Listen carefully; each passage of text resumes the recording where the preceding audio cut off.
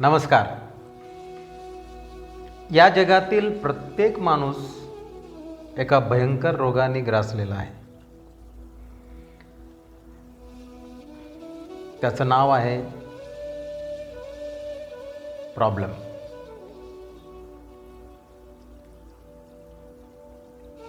मला खूप लोक विचारतात, हा प्रॉब्लेम आहे तरी काय आणि याला काही शेवट आहे का नाही? हो, नक्कीच. प्रत्येक प्रॉब्लेमला शेवट असतो. चला तर मग जाणून घेऊया हा रोग काय आहे आणि त्यावर काही उपाय आहे का नाही. जर आहे तर तो काय आहे? प्रथमतः आपल्याला हे समजून घ्यावे लागेल की प्रॉब्लेम म्हणजे काय. आपल्या प्रत्येक कार्याचं फळ अपेक्षित किंवा अनपेक्षित असतं. अपेक्षित फळ म्हणजेच यश आणि अनपेक्षित हे अपयश आणि अपयश म्हणजेच प्रॉब्लेम. आपण जेव्हा जबाबदारपणे वागतो तेव्हा यश प्राप्त होतं. जबाबदार म्हणजे काय? जबाबदार म्हणजेच रिस्पॉन्सिबल. आपण रिस्पॉन्सिबल या शब्दाची जर फोड केली तर त्याचा खोल मतितार्थ समजून येईल. Responsible, response plus able. Response म्हणजे प्रतिसाद आणि एबल म्हणजे सक्षम किंवा समर्थ. जो प्रतिसाद द्यायला समर्थ आहे त्याला रिस्पॉन्स एबल म्हणजेच रिस्पॉन्सिबल पर्सन म्हणतात.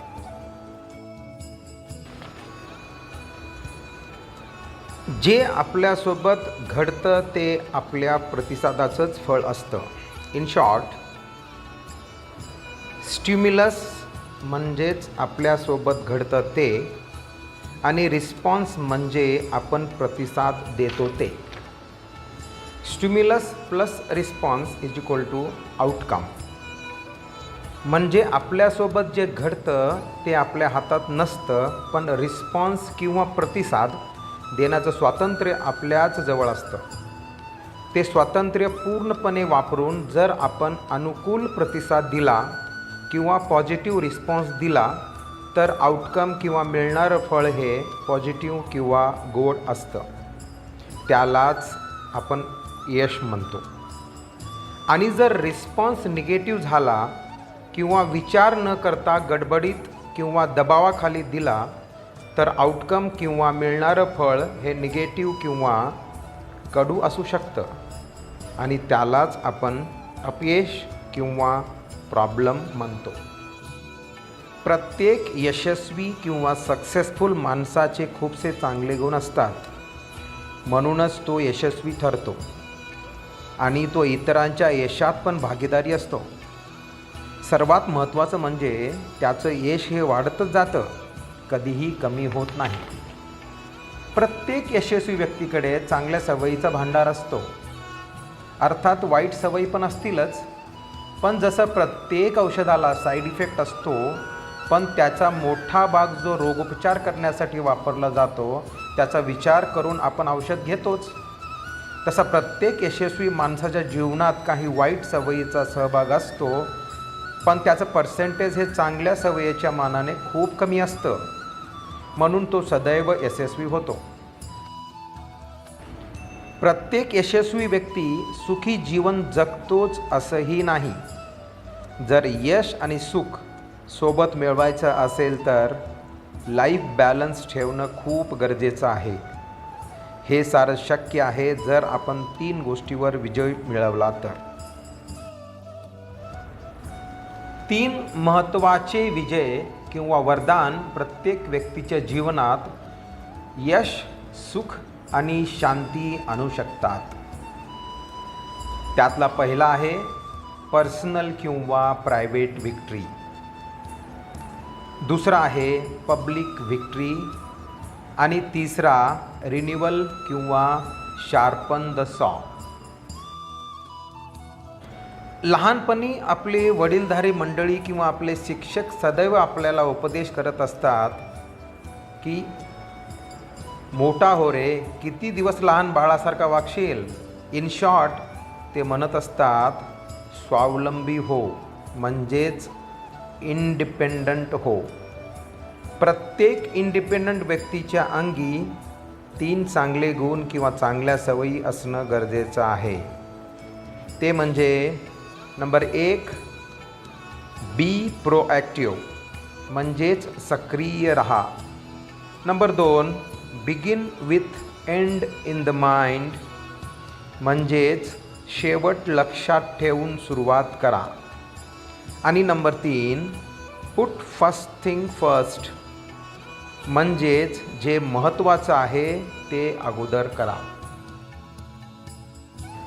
आपण पावसाळा सुरू होण्या अगोदर छत्री किंवा रेनकोट विकत घेतो ना, आणि ज्या दिवशी ढग दिसतील त्या दिवशी सोबत घेऊन बाहेर पडतो, पाऊस पडत नसतानाही.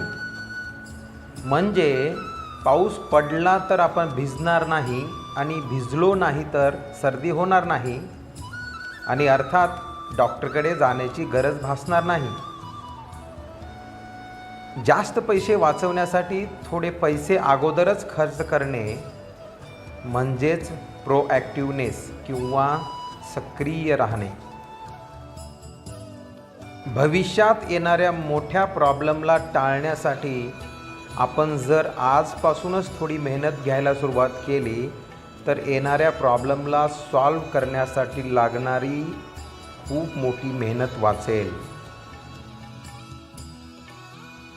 आपल्याला भविष्यात काय प्रॉब्लेम येणार आहे याचा विचार करून तो येऊ नये यासाठी काहीतरी करणे किंवा आपल्या यशस्वी जीवनाचा शेवट लक्षात ठेवून कामाला लागणे म्हणजेच begin with end in mind.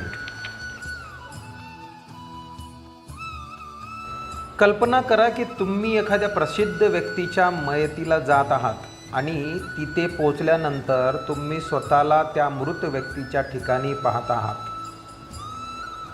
तुम्ही जिवंत नसून मृत शरीर आहात आणि थोड्याच वेळात तुमच्या कारकिर्दीबद्दल 4 लोक बोलणार आहेत. तुमचा मुलगा किंवा मुलगी, तुमची बायको किंवा तुमचा नवरा, तुमच्या कामाच्या ठिकाणी काम करणारे सहकारी आणि तुमच्या जवळचा मित्र. प्रत्येकाला वाटेल की ह्या साऱ्यांनी माझ्याबद्दल चांगलंच बोलावं. आता तुम्ही परत जिवंत व्यक्तीच्या ठिकाणी या आणि कामाला लागा. 30, 40 किंवा 50 वर्षानंतर लोकांनी आपल्याबद्दल काय विचार करावा आणि त्याला शोभेल असं कॅरेक्टर किंवा व्यक्तिमत्व घडवण्यासाठी आत्तापासूनच कामाला लागा. प्रत्येक मूर्तिकार मनात विचार करूनच दगड, माती किंवा लागणाऱ्या कच्च्या मालाची तयारी करतो, तेव्हाच जे ठरवलंय ते साध्य होतं आणि एक सुंदर मूर्तीची निर्मिती होते. एकदा शेवट काय हवाय हे ठरवलं की सर्वात अगोदर जी गोष्ट करायची आहे ती अगोदर करणं जरुरी आहे, म्हणजेच फर्स्ट थिंग फर्स्ट. मूर्ती बनवताना दगड किंवा संगमरवराचा तुकडा पाहिजे त्या आकाराचा कापून घेणं हे सर्व पहिलं काम आहे. मोठ्या दगडात आधी मूर्ती बनवून ती मोठ्या शिळेपासून वेगळी करणं शक्य आहे का? आपलं ध्येय साध्य करण्यासाठी सर्वात महत्त्वाची पहिली पायरी काय आहे ते ठरवून एका वेळेला एक कार्य करत मजल दर मजल ध्येयाकडे हळूहळू पण सतत वाटचाल करणे खूप महत्त्वाचे आहे. त्यालाच पुट फर्स्ट थिंग फर्स्ट म्हणतात. आपण प्रायव्हेट किंवा पर्सनल विक्ट्रीमध्ये जे 3 गुण शिकलो ते जर आपण कम्प्युटरच्या भाषेमध्ये बोलायचं झालं तर प्रोॲक्टिवनेस म्हणजेच आय ॲम अ प्रोग्रामर, मी माझ्या जीवनाचा आधारस्तंभ आहे आणि येणाऱ्या प्रत्येक अडचणीसाठी तयार आहे. Begin with the end in mind म्हणजेच राईट अ प्रोग्राम, मी माझ्या जीवनाची यशोगाथा स्वतः लिहितो. आणि पुट फर्स्ट थिंग फर्स्ट म्हणजेच रन द प्रोग्राम, काम चालू झालं आहे, एक पाऊल एका वेळेस जपून पण न थांबता अगदी शेवट गाठेपर्यंत. प्रायव्हेट विक्ट्री किंवा पर्सनल विक्ट्री आपल्याला डिपेंडंट म्हणजेच परावलंबापासून इंडिपेंडंट म्हणजेच स्वावलंबी जीवनाकडे जाण्यासाठी मदत करते. स्वावलंबी किंवा इंडिपेंडंट असणं कधीही चांगलंच असतं, कमीत कमी जेव्हा गोष्टी आपल्या पुरत्या मर्यादित असतात. पण जिथे रिलेशनशिपचा प्रश्न येतो, 2 किंवा अधिक व्यक्ती एकत्र येऊन काम करायचं असतं, तिथे फक्त इंडिपेंडंट किंवा स्वावलंबी असून चालणार नाही. प्रत्येक रिलेशनशिपमध्ये फॅमिली असो किंवा सोसायटी असो, इंटरडिपेंडंट म्हणजेच परस्परावलंबी राहणं अतिशय महत्त्वाचं आहे. स्वावलंबी लोक मीपणा दाखवतात, पण तो चालतो आपण एकटे असतो तेव्हा. पण जेव्हा आपण ग्रुपमध्ये असतो तेव्हा जर आपण मी म्हणायला लागलो तर कधीच यशस्वी होणार नाही. इंटरडिपेंडंट किंवा परस्परावलंबीची व्याख्या बघायची झाली तर अशी असू शकेल: 2 किंवा अधिक व्यक्ती किंवा जीव यामधला संबंध जो दोघांचाही फायदा करून देतो. उदाहरणादाखल 2 वेगवेगळ्या ठिकाणी लावलेली रोपं आणि 2 एकत्र लावलेली रोपं यामध्ये एकत्र लावलेली जास्त मोठी होतात. The whole is always greater than the sum of individuals म्हणजेच वेगवेगळ्या ठिकाणी 2 लोकांनी केलेल्या कामाचं एकूण उत्पन्न दोघांनी एकत्र केलेल्या कामापेक्षा कमी असतं.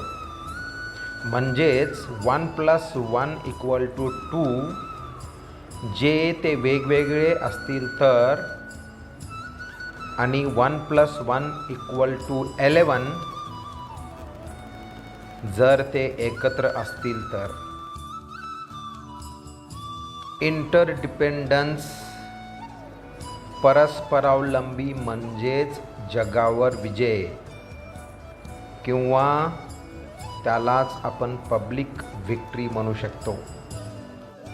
पब्लिक विक्ट्री साध्य करण्यासाठी 3 गुण अंगी असणं महत्त्वाचं असतं किंवा या 3 सवयी अंगीकृत करणं आवश्यक असतं. 1. थिंक विन विन म्हणजेच दोघांचाही विजय. Number 2. Seek to understand than to be understood म्हणजेच अगोदर समजून घ्या आणि मग बोला. आणि नंबर 3. सिनर्जाइज म्हणजेच सहकार्य भावना. या जगात 4 प्रकारचे व्यक्ती आपल्याला आढळून येतात. 1. लूज विन, स्वतः हरतात आणि आपल्या प्रतिस्पर्ध्याला जिंकवतात. असे करणारे जे लोक असतात ते संत महात्मे म्हणवतात. ते दयाळू मनाचे असतात. ते सदैव स्वतः हरतात पण इतरांच्या सुखात सहभागी होतात. पण असे लोक खूप हळव्या मनाचे असतात आणि गोडही असतात. नंबर 2. नंबर 3. लूज कॅरेक्टर, स्वतः पण हरतात आणि दुसऱ्याला पण हरवतात. उदाहरणादाखल द्यायचं झालं तर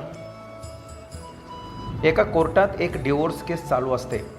त्याचा निकाल येतो आणि जज बोलतात की नवऱ्याने स्वतःकडे असलेली सगळी प्रॉपर्टी विकून अर्धी बायकोला द्यायची आहे. नवऱ्याला अर्थातच राग येतो आणि तो आपल्या 1 करोडची प्रॉपर्टी फक्त 100 रुपयाला विकतो आणि 50 रुपये बायकोला देतो आणि बोलतो, घे तुझे 50 रुपये. आपण साध्या भाषेत बोलायचं झालं तर तुला ना मला घाल कुत्र्याला. असे लोक मनाने खूप दुबळ्या प्रवृत्तीचे असतात आणि स्वभावाने पण कडू असतात. Number 4, win win. असे लोक सदैव स्वतःही जिंकतात आणि दुसऱ्याला पण जिंकवतात. अशी सिच्युएशन दोन्ही पार्टीला कुठल्या ना कुठल्या प्रकारे जिंकवते. उदाहरणादाखल घ्यायचं झालं तर रेंट ॲग्रीमेंट. भाडेकरूला मनासारखं आणि बजेटमध्ये घर मिळतं आणि घरमालकाला त्याच्या मनाप्रमाणे भाडं मिळतं. दोघेही खुश, म्हणजे दोघेही जिंकतात. वरील 4ही प्रवृत्तीमधील सगळ्यात शेवटची प्रवृत्ती म्हणजे यशस्वी प्रवृत्ती. आपल्याला जगात सुखाने राहायचं असेल तर फॅमिलीमध्ये म्हणा, कामाच्या ठिकाणी म्हणा, मित्रमंडळीमध्ये म्हणा, जर रिलेशनशिप मेंटेन करायचं असेल तर विन विन कॅरेक्टर असणं खूप जरुरी आहे. आणि विन विन ही पब्लिक व्हिक्ट्रीची पहिली पायरी मानली जाईल. पब्लिक व्हिक्ट्रीची दुसरी पायरी seek first to understand than to be understood. म्हणजेच अगोदर इतरांना समजून घ्या, नंतरच आपल्याला कोणी समजून घेईल याची अपेक्षा करा. उदाहरणं दाखवायचं झालं तर एकदा एक माणूस एका डोळ्याच्या डॉक्टरकडे जातो आणि त्याला सांगतो की मला दिसत नाही आहे. डोळ्याचा डॉक्टर सहजपणे आपला चष्मा काढून त्याला देतो आणि सांगतो, गेली 20 वर्ष मी हा चष्मा वापरतोय आणि मला खूप चांगलं दिसतंय, तुलाही चांगलं दिसेल. तो पेशंट चष्मा घालतो आणि डॉक्टरांना सांगतो की मला काहीही दिसत नाही आहे डॉक्टर. त्यावर डॉक्टर उत्तरतो की बी पॉझिटिव्ह, जरा मनापासून प्रयत्न कर, तुलाही दिसेल. मला सांगा, कितीही पॉझिटिव्ह आणि कितीही प्रयत्न केला तर चुकीच्या गोष्टीवर चुकीचं औषध कधी चालेल का? डॉक्टरांनी अगोदर त्याला काय प्रॉब्लेम आहे आणि त्याला कशामुळं दिसत नाही आहे, त्याचा नंबर काय आहे याचा विचार करून जर त्याला चष्म्याचा नंबर सजेस्ट केला असता तर ते बरोबर झालं असतं. मला सांगा, तुमच्यापैकी कोण आहे जो ह्या डॉक्टरकडे परत जाईल? पब्लिक व्हिक्ट्रीची तिसरी पायरी सिनर्जाइज, आपसातील सहकार्य. आता सहकार्य म्हणजे काय? आता हेच बघा ना, लग्न झाल्यानंतर एक स्त्री आणि एक पुरुष मिळून एक कुटुंब बनतं आणि त्यांच्या कुटुंबात सुख आणि समृद्धी येते. पण तेच स्त्रीने वेगळं व पुरुषाने वेगळं कितीही मेहनत घेऊन प्रयत्न केला तर ते होत नाही. हे सहकार्याचे सर्वात मोठं आणि जिवंत उदाहरण आहे. कुठल्याही प्रॉब्लेममध्ये एकापेक्षा 2 डोके बरे म्हणतात ना, त्यालाच सिनर्जाइज किंवा सहकार्य म्हणतात. वरील 3 गुण किंवा सवयी आपल्याला इंटरडिपेंडंट म्हणजेच परस्परावलंबी बनवतात. अर्थात स्वावलंबी माणसंच परस्परावलंबी होऊ शकतात. म्हणतात ना, जो स्वतःचा असतो तोच इतरांचा असतो. जो स्वतःचाच नसतो तो इतरांचा कसा होणार? असे लोकच जगावर विजय मिळवू शकतात, म्हणजेच पब्लिक विक्ट्री. आत्तापर्यंत आपण प्रायव्हेट विक्ट्रीमध्ये be proactive, begin with the end in mind आणि पुट फर्स्ट थिंग फर्स्ट आणि पब्लिक विक्ट्रीमध्ये think win win, seek first to understand than to be understood आणि सिनर्जाइज असे 6 गुण किंवा 6 चांगल्या सवयीबद्दल माहिती मिळवली. प्रायव्हेट विक्ट्री आपल्याला डिपेंडंट म्हणजे परावलंबी ते इंडिपेंडंट म्हणजे स्वावलंबी जीवनाकडे वाटचाल करायला मदत करते. पब्लिक विक्ट्री आपल्याला इंडिपेंडंट म्हणजे स्वावलंबी सोबतच इंटरडिपेंडंट म्हणजे परस्परावलंबी जीवन जगायला मदत करते. स्वावलंबी आणि परस्परावलंबी जीवन जगण्यासाठी लागणारी शक्ती सदैव चिरतरून ठेवण्याचं काम करते, ते म्हणजे 7वा गुण किंवा 7वी सवय, रिन्युअल किंवा शार्पन द सॉ. जास्त काळ तरुण किंवा ॲक्टिव्ह राहण्यासाठी वेळ काढून व्यायाम करत राहणे, बुद्धीला तल्लख ठेवण्यासाठी अभ्यास करत राहणे, वैवाहिक किंवा पारिवारिक संबंध गोड ठेवण्यासाठी कामातून वेळ काढून परिवारासोबत राहणे, या गोष्टी शरीर, बुद्धी व संबंध या गोष्टींना नवीन उभारी आणतात. जसं साप काही काळानंतर कात टाकून नवीन चैतन्य निर्माण करतो, तसं आपल्यालाही हे करणं खूप जरुरी आहे. या व्हिडिओतील जे 7 गुणधर्म 3 विभागात वाटून सोप्या भाषेमध्ये मी समजून सांगण्याचा प्रयत्न केला, ते गुणधर्म मी शोधून काढलेले नाहीत आणि त्याचं श्रेय मी अजिबात घेत नाही. हे सारे गुणधर्म एका प्रसिद्ध लेखकाच्या पुस्तकावर आधारित आहेत. त्या पुस्तकाचं नाव आहे 7 habits of highly effective people, म्हणजेच यशस्वी लोकांचे 7 गुण. आणि हे पुस्तक लिहिलेलं आहे एका प्रसिद्ध अमेरिकन लेखकाने. त्याचं नाव आहे स्टीवन आर कोवे. हे गुणधर्म तुम्हाला डिटेलमध्ये समजून घेण्यासाठी माझे येणारे व्हिडिओ पाहत राहणं जरुरी आहे आणि येणारे व्हिडिओचं नोटिफिकेशन मिळण्यासाठी तुम्हाला माझ्या चॅनलला सबस्क्राईब करणं जरुरी आहे. तर आत्ताच माझ्या चॅनलला सबस्क्राईब करा. आशा करतो की तुम्हाला माझा व्हिडिओ आवडला असेलच. जाता जाता मला तुम्हाला एक प्रश्न विचारायचा आहे. जर आत्ता देवदूत तुमच्या समोर उभा राहिला आणि तुम्हाला विचारत आहे, मी तुला 3 शक्ती देतो, 3 वरदान देतो. पहिल्या वरदानाने तू वर्तमान काळातील सर्व प्रॉब्लेम्स चुटकीसरशी सॉल्व करू शकशील. दुसऱ्या वरदानाने भविष्यात येणारे सर्व प्रॉब्लेम्स जे दुसऱ्यामुळे तुझ्या जीवनात येत असतात ते सॉल्व करू शकशील. आणि तिसरं वरदान म्हणजे तुला दिलेले जे 2 वरदान आहेत ते सदैव चिरतरुण राहतील आणि त्याचा तुला जीवनभर फायदा मिळेल. तर कोण वेडा असेल तो या वरदानाला नकारू शकेल? तुम्ही नकारू शकाल? नाही. अहो, पण या वरदानाची तुम्हाला आवश्यकताच नाही आहे.